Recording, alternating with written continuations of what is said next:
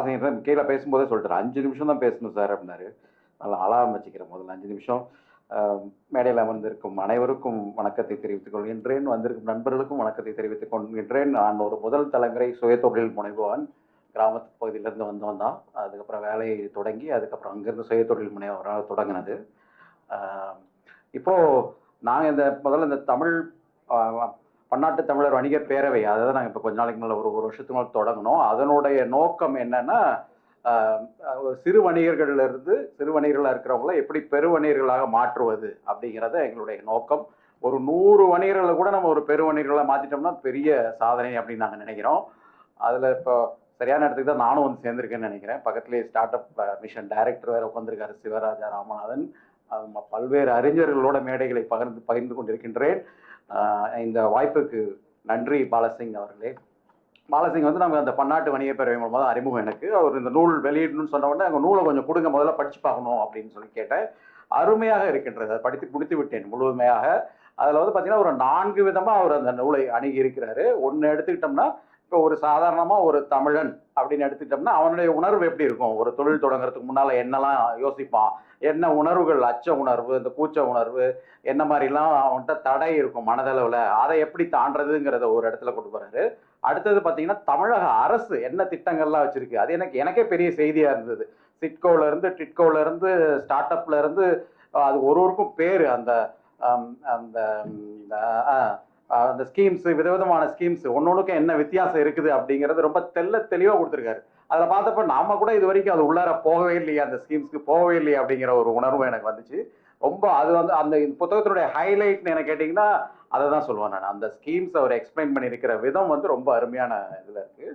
அடுத்தது 3ஆவதாக எடுத்துக்கிட்டோம்னா, இப்போ நண்பர்கள் இதுக்கு முன்னால் பேசின மாதிரி தமிழர்களுடைய வரலாறு, நம்ம ரத்தத்திலேயே கலந்திருக்கின்ற அந்த வணிகம் அப்படிங்கிற விஷயம், அதை அப்படிலாம் இருக்கும் பொழுது எப்படி நம்ம அதை விட்டுட்டு நம்ம வணிகத்தை விட்டுட்டு நம்ம இருக்கலாம் இப்போ அப்படிங்கிறத அதை கொண்டு வந்திருக்கிறாரு அந்த புத்தகத்தில். அதுக்கப்புறம் பார்த்தீங்கன்னா உலக அளவில் எப்படிலாம் போயிட்டு இருக்கு தொழில், நம்மளை எப்படி தயார்படுத்திக்கிறது, என்ன அடிப்படையில் என்ன நீங்கள் அறிவு எடுத்துக்கிட்டு வரணும், நம்ம என்னென்னலாம் நம்மளை எக்யூப் பண்ணிக்கிறது எப்படிங்கிறது இந்த நூலில் கொடுத்துருக்கிறாரு. மிக அருமையான நூல்.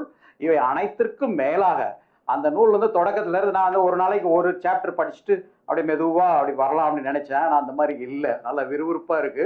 இது தொடரா வந்ததுன்னு நினைக்கிறேன், பத்திரிகையில வந்த ஒரு தொடரா வந்தது புத்தகமா வெளியிட்டுருக்கீங்கன்னு நினைக்கிறேன்.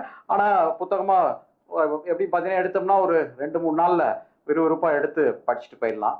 அதனால பாலசிங்கனுடைய இந்த முயற்சிக்கு மிகப்பெரிய வாழ்த்துக்களை தெரிவித்துக் கொள்கின்றேன். இதை போன்ற நூல்கள் தான் நம்மளுடைய சமுதாயத்திற்கு அடிப்படை. அடுத்த மாதம் புத்தக கண்காட்சி வேற வருது, ஆழ்சிந்தில், அதெல்லாம் அதில் ரொம்ப மிக முக்கிய பங்கு வகிக்கிறாரு. அதனால இந்த நூல்கள் அடிப்படை. இந்த நூல் படிச்சு என்னோட மைண்ட்ல இருக்கிறதெல்லாம் பார்த்தீங்கன்னா வேற நூல் தான். என்னை இப்போதைக்கு பாதிச்சிருக்கிற மிகப்பெரிய உலக அளவில் இருக்கின்ற ஒரு சுயதொழில் முனைபவர் எலான் மஸ்கை பற்றி எல்லாம் கேள்விப்பட்டிருப்போம். ஒரு இவ்வளோ 650 பக்கம் புத்தகம் வெளியிட்டு 3ஆவது நாளே நான் வாங்கிட்டேன், அமேசானில் கிடைச்சிது, ஆங்கிலத்திலே இருந்தது. அதை எடுத்து படித்து பார்த்தோன்னே அப்படியே நான் அவரோட ஒன்றிட்டேன். அதாவது மானசீக நண்பர் நம்ம இதில் இப்போ சங்க இலக்கியத்தில் இருக்கிற மாதிரி நானும் எலான் மஸ்க்கும் இப்போ நண்பர்கள். அவர் வந்தார்னா, தமிழ்நாட்டுக்கு வந்தார்னா போய் பார்த்துருவேன் நான். அந்த மாதிரி சாதாரண ஒரு இது இல்லை. அதாவது அடிப்படையில் சொல்றது வந்து பார்த்தீங்கன்னா எதையுமே நம்ம எல்லாரும் சொல்லி கேள்விப்பட்டிருப்போம், ஒரு ஆண்டர்பிரினரா சுயதொழில் முனைவோரா எதையும் தள்ளி போடக்கூடாதுன்னு. தள்ளி போடுற பழக்கம் ரொம்ப சாதாரணமா இருக்கும் எல்லார்ட்டையும். நாளைக்கு செஞ்சுக்கலாம், நாளானைக்கு செஞ்சுக்கலாம், அடுத்த வாரம் செஞ்சுக்கலாம், அடுத்த மாதம் செஞ்சுக்கலாம், அடுத்த வருஷம் செஞ்சுக்கலாம், காலமே ஓடி போயிடும். இவர் எலான் மஸ்க் எப்படின்னு பார்த்தீங்கன்னா அடுத்த நிமிஷம் கூட தள்ளி போடுறது கிடையாது. ஒரு விஷயத்தை எடுக்கிறாரு, போறாரு, போயிட்டே இருக்கும் பொழுது அந்த இடத்துல ஒரு தடை வருது. நைட்டு ஆஃபீஸ் வந்து 6 மணிக்கு முடியுது. அமெரிக்காவில் 6 மணிக்கு மேலே எவனும் வேலை பார்க்க மாட்டான். ஆனால் இவர் என்ன பண்றாரு, 6 மணிக்கு மேல இருந்து திருப்பி போறாரு. அந்த ஏதோ ஒரு பிரச்சனை வந்துருதுன்னு உடனே நடுராத்திரி 12 மணி 1 2 3 4 5 அடுத்த நாள் காலையில அன்னைக்கு கிறிஸ்மஸ் ஹாலிடேஸ் புறப்பட்டு போகணும். அடுத்த நாள் கிறிஸ்மஸ்க்கு யாரையும் எல்லாத்தையும் போகக்கூடாதுன்றாரு டாப் எக்ஸிக்யூட்டிவ்ஸ். அந்த பிரச்சனையை தீர்த்து முடிச்சதுக்கு அப்புறம் கிறிஸ்மஸ்க்கு அடுத்த நாள் தான் போய் கிறிஸ்மஸை கொண்டாடுறாரு. அந்த மாதிரி போறாரு. அதாவது தள்ளி போடுறதுங்கிறதே அவரோட எதிர் இல்லை. எலான் மஸ்கோட வாழ்க்கையை படிச்சு நிறைய கத்துக்கிட்டேங்கிறத விட புரிஞ்சுக்கிட்டேன். ஆனால் கொஞ்சம் லேட்டா புரிஞ்சுக்கிட்டோம் அப்படின்னு எனக்கு தோணுச்சு என்னுடைய வாழ்க்கையில. ஆனால் அருமையான ஒரு சுயதொழில் முனைபவர். இன்னைக்கு நேற்று செய்தி பார்க்குறோம், கடந்த மாத செய்தி தெரியும் எல்லாருக்கும், அமெரிக்க தேர்தலையே மாற்றி அமைத்த ஒரு சுயதொழில் முனைபவர் எலான் மஸ்க்.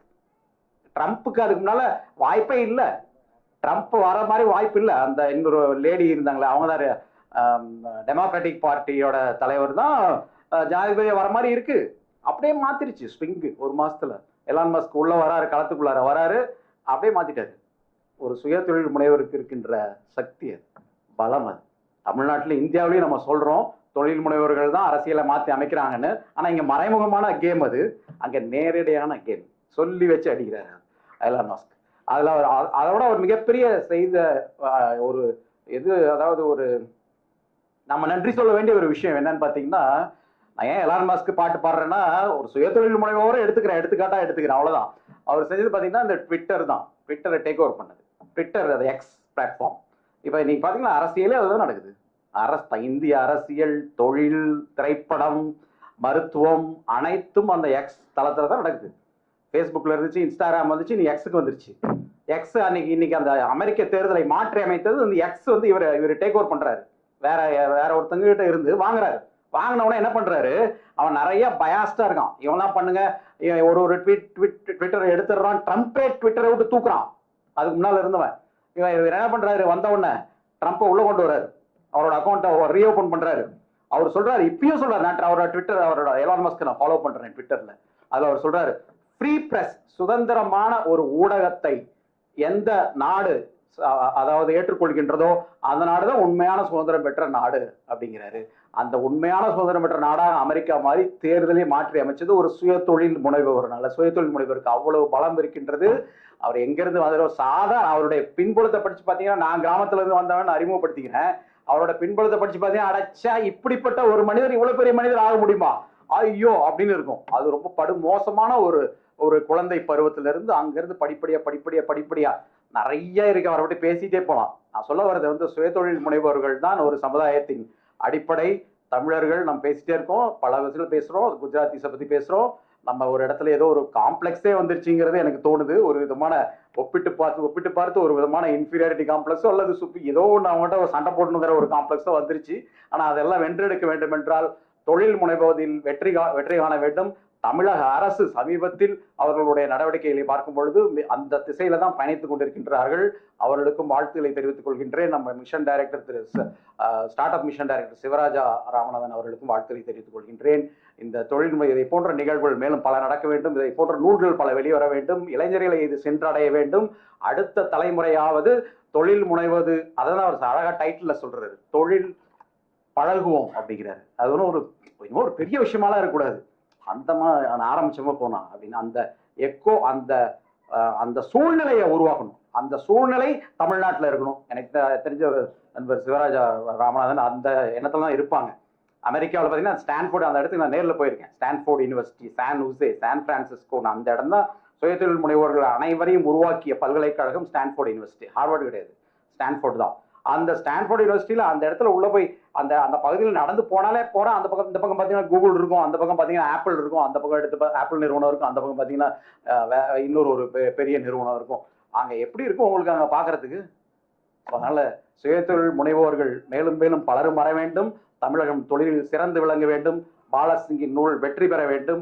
அவருடைய RXT ஃபினான்சியல் ஹெல்த் கிளினிக் மேலும் பல வருடங்கள் 100 ஆண்டு விழா கொண்டாட வேண்டும் என்று வாழ்த்து கூறி நன்றி, வணக்கம்.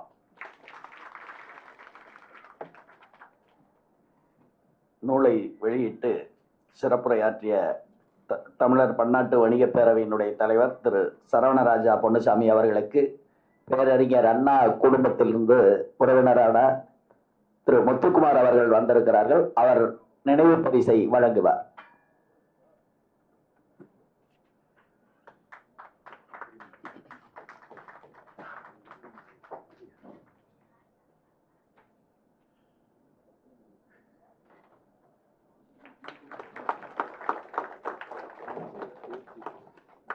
சார் போட்டோம்.